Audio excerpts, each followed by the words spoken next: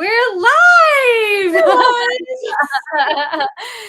Okay, if anybody is watching this, this is Haley and I's first time and to go about doing this whole entire endeavor. So, we're doing good. Bear with us. So, if you have you been following along on our journey of the podcast? It's Rinse, Reflect, Repeat. It's based off of my devotional, Rinse, Reflect, Repeat. And now I have a group. It's called Rinse, Reflect, Repeat Devotional. And so I'm encouraging people to follow along on the pathway of reading the Bible through in a year. And I'm doing it kind of a creative way, which is alphabetically. And so I am joined with Haley, my daughter. Hello. And really, if anybody wants to participate in joining with us, we are just doing this live here and learning along the way. So anyway, the reason why I'm going live is because we have just finished reading our very first book. And yes. Yay. And we have Jan here. Hi, Jan. Hello, Jan. Yes, Jan is a fellow actress, and Jan is a lovely lady, and Jan has been so inspirational and such a great heart. But anyway, we are walking through the Bible alphabetically, and we are so excited to have everyone joining in. And so this is our first live. And in our first live, we are going to be talking about the first book. And in my devotional, I have it broken out every single day. You read a little bit of the Bible. I call them morning rinses. And so I share with you what those morning rinses are in order to finish out the Bible in a year, if that is your goal. If you are wanting to just use my devotional to just get some inspiration and you're a little behind, that's okay as well. We're going to break this down into books of the Bible. And I think that when you break things down, it makes it a lot easier and a lot more simplified. So our very first day going live here is, so you guys are groundbreaking with us here. Groundbreaking. But anyway, I started out January 1 with going through the book of Acts. And really this whole book is very inspiring to me because it is so pivotal to and groundbreaking, honestly. And to me, I love the book of Acts. And I love that January 1 is a devotion that is titled Devoted to Prayer. And I wanted, to give the message that our whole entire year can really be founded on prayer. And if we commit to being devoted to prayer throughout the whole entire year, can you imagine December 31st, how our lives can be revolutionized, knowing that we will all go through challenges this year. California is faced with a challenge right now. And yet we can still be devoted to prayer. And so that's what I wanted, and I just felt compelled to start this off with. But I wanted to also get people's opinions or what their thoughts were, and just some ideas on your favorite parts of Acts and your favorite parts of this devotion. So there's 9 days. It's basically, if you take this challenge, you can get through the book of Acts in 9 days. And so I wanted to just open it up. Jan, feel free to, or anybody watching, feel free to write what you guys, are thinking of and what what your thoughts are. So I'm opening it up. Haley, what are your thoughts? Well, I have lots of them. I will say that first of all, I've never read the Bible through in a year. So this is a challenge for me just in and of itself. And it was very unique starting with the book of Acts. I felt like it was almost like a TV series. They're kept like jumping from character to character. And it was really interesting to see how it was multiple different stories, multiple different men of God, but they all had very similar walks and very similar relationships with God, which was really unique and interesting to see reading it through. But I loved starting with also being devoted to prayer. I've been challenging myself in that way, and set your challenge for that day was to set a timer on your phone.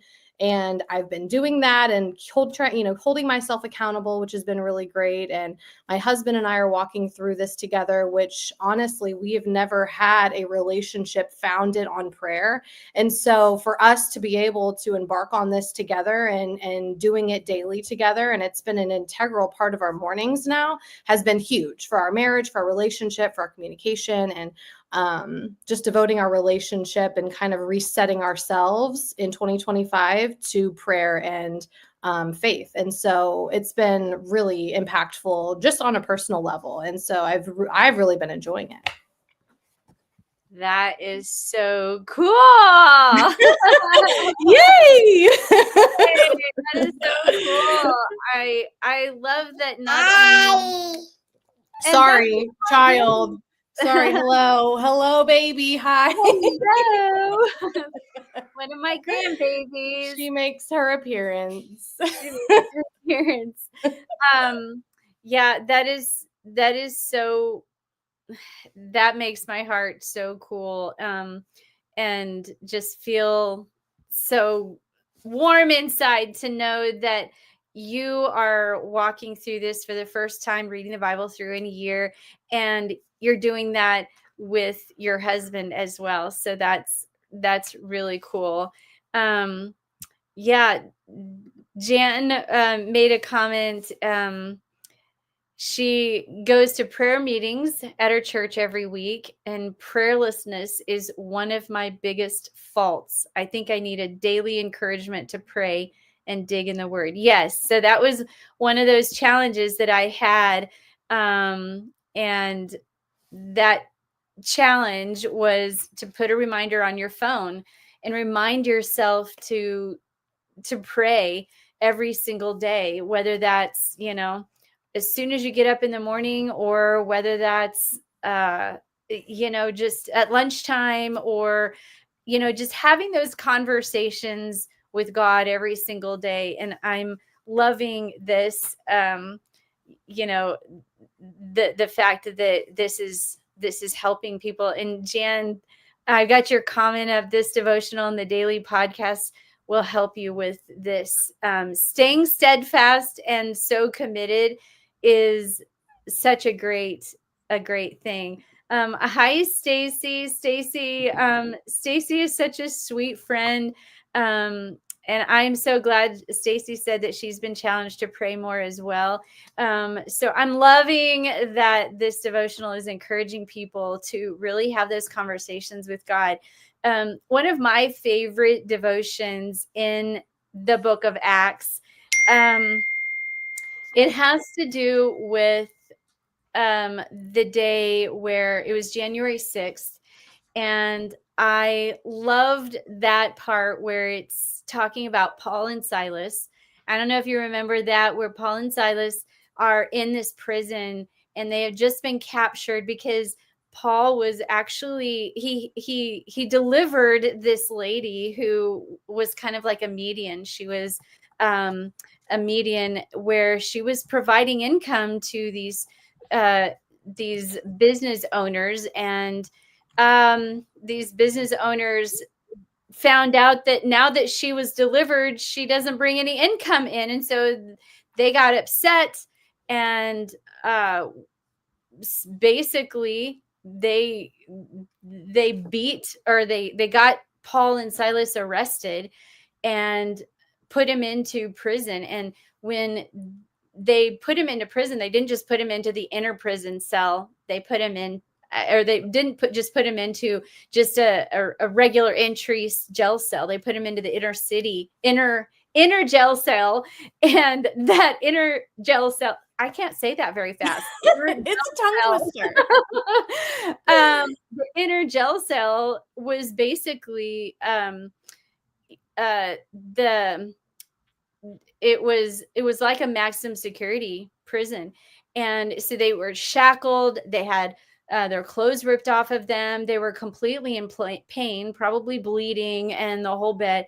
And they sat there in the midst of other prisoners who had done horrendous things, and they didn't sit there and complain, they didn't blame, they didn't say this, woe is me, I'm in this horrible situation.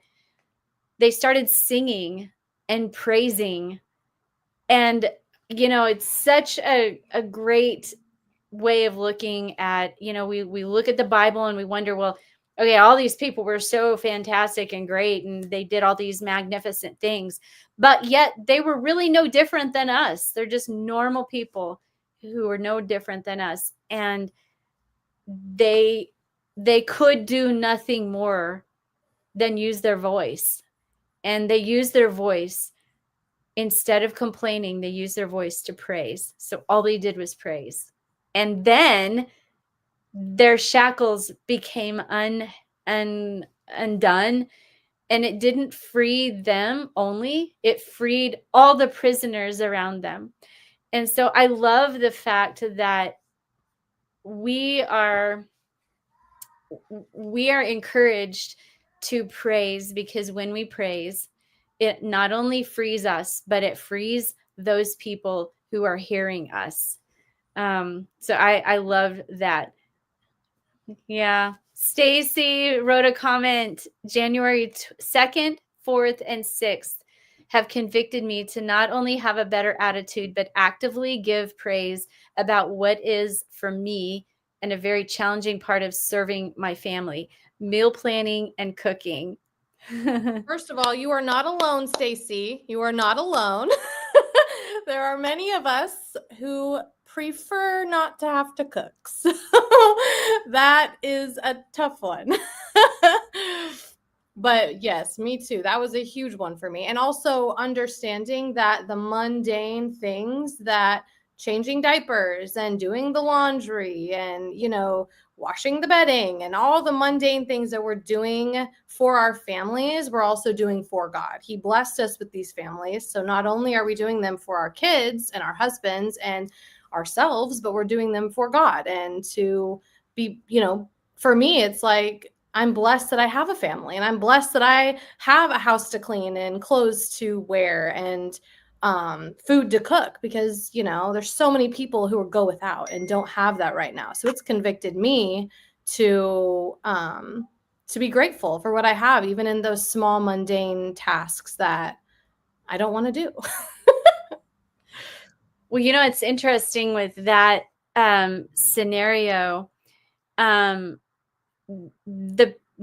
leaders of that church, they not only commissioned them and said, okay, you are blessed and this is really important to go out, but they literally laid their hands on them and prayed over them, because that's how important that job was. When I was talking about in the devotional, they're talking about, there's every task is important on that. Everything that we do is important to God, even planning meals. And I'm so glad that those days encouraged you guys as well. Yes, Jan, she says, and we're blessed to have dirty dishes to wash because it means we've enjoyed a good meal. That is so true. I think about how messy my kitchen gets when we have company over, when we have, holiday parties or Christmas. And, you can look at it as, oh my goodness, I've got dirty dishes, or you can look at it as, oh my goodness, I have dirty dishes. People actually came and ate at my house. And even though it can be a little stressful, it's still, a big blessing to have those tasks and have those things to do. So I'm super glad that Acts has given us all a new perspective, a fresh perspective, and it's an exciting perspective when we look at it that way. Yeah. Yay. What about, do you have any, you said earlier, Haley, that you have a lot of thoughts. I do. Is there another one you want to share? My husband and I actually had a good probably 10 or 15-minute discussion about yesterday's devotion, which was a perfect conscience, and really dissecting what that means, because surface level, it can be pretty hard to understand without the context of Paul's story. And so we really dissected, what does that mean for our own lives? How do we have a perfect conscience? And in my journal, I wrote down how, basically re-saying what you had said, but in my own words, how that, deeds don't get us closer to a perfect conscience, or good deeds don't get us into heaven. They don't gain us anything as far as God's love or whatnot. It's really repentance and the state of your heart. And so we had a really interesting discussion about it yesterday, and just kind of going back and forth. And I loved that it's opened up those conversations for us when it hadn't in the past. So yeah, that was another really interesting one that is in the forefront of my mind. Mm-hmm. Yeah, I like that too. And it's amazing how that Paul, we know Paul, he was a man that was actively and passionately in pursuit of killing Jews. And that was his mission. And yet when God got a hold of his life, and he stood there, he was able to say, I'm forgiven, and standing before them with a good conscience. And it's oftentimes too where they say that Jesus doesn't hold things against us, but our family and friends do. Yeah. Or even ourselves, we can hold shame and guilt for ourselves. I mean, a lot of times we do it. I mean, it's so funny, because I heard this motivational speaker one time say that a lot of times we think that other people are thinking about us in a type of way, and really we've just concocted this whole thing in our own mind. That a lot of times it's like our own guilt and our own shame can be, tell this story that nobody else is even caring about. You know what I mean? So we do that a lot to ourselves. Yeah, that's so very true. We have some Jan said, preach it, Haley. You know what? Maybe I will. Yes. Yes, it's so fun. Well, does anybody else who's watching have any other favorite parts to the book of Acts at all? If you're watching or joining in, if you have any other favorite parts, that's such a great thing. Our next one that I'll go live on is going to be in the book of Amos. Amos is a very short book, and it's only three days. I think January 10th, January 11th, and January 12th. And so I'll be going live on January 12th, which is Sunday. And I'll probably stick to 7 p.m. Central Standard Time, just to try and keep it consistent, so that people, so that I don't get people confused or me confused. But anyway, yes, Jan, we do it ourselves. We do cause shame, and then when that shame and guilt comes, then we talk ourselves into believing that we can never be clean per se or forgiven, and it's a big trap.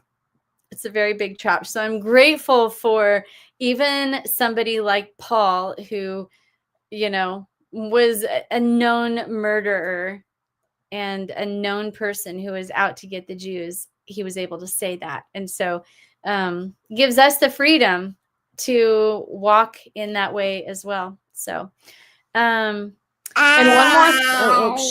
one more thought on that too. Now, when you said Paul, it reminded me too that we see this example of a perfect conscience multiple times, even in the Old Testament. Like David came to mind initially. I mean, David, he killed a man and then slept with his wife. I mean, he was, he did horrendous things and still was a man after God's own heart. And so, so that's interesting. Just sidebar.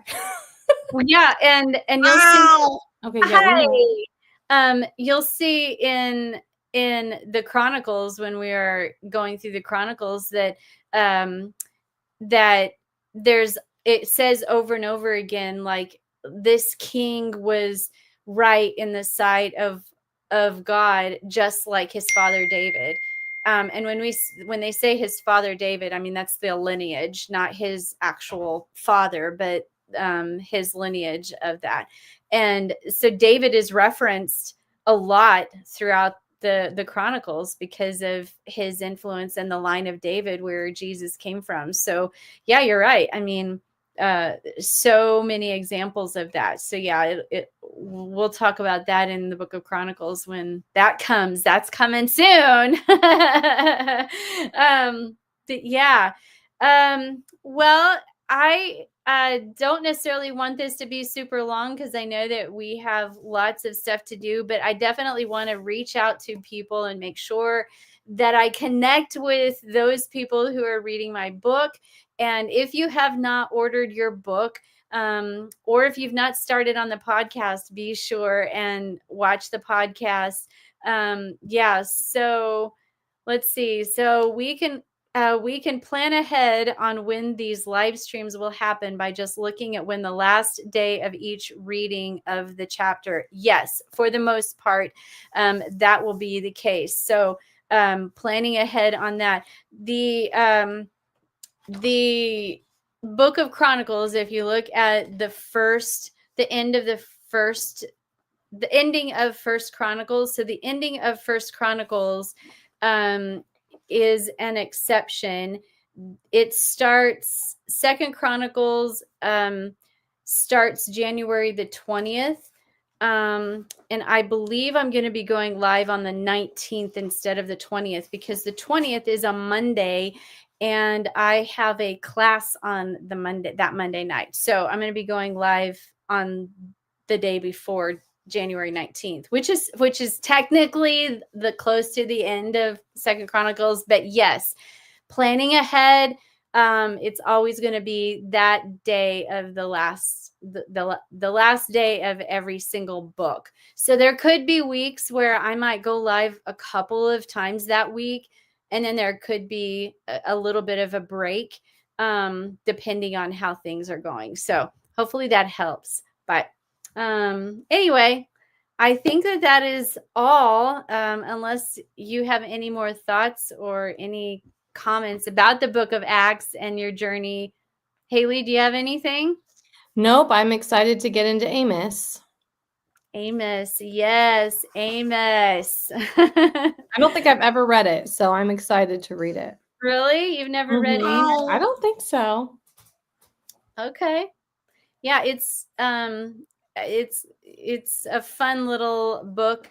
A lot of times these little books are books that we just like never read, and yet reading them and there's some nuggets that we can pull out every single time we read them. And so I'm hoping that my podcast, and by the way, if you are watching this, Haley is the one who's editing my podcast and getting it launched. And so, yay, Haley. Round of applause. Round of applause. So, Haley, you're awesome. Okay, well, I'll close this out, and you guys feel free to share this live. Be sure and invite people to the group. It's Rinse, Reflect, Repeat devotional. And yeah, Haley, yay, Haley. And so be sure and invite people to that group. And if you have not purchased the devotional, Rinse, Reflect, Repeat devotional, if you haven't purchased it yet, you can go to the show notes of the podcast, or you can go to Amazon. You can go to anitacordell.com, and there's a link there that will allow you to purchase it as well there. So have a wonderful, wonderful night, guys. And I will see you all in the group and see you all on Sunday night. Okay. Bye. Bye. Bye.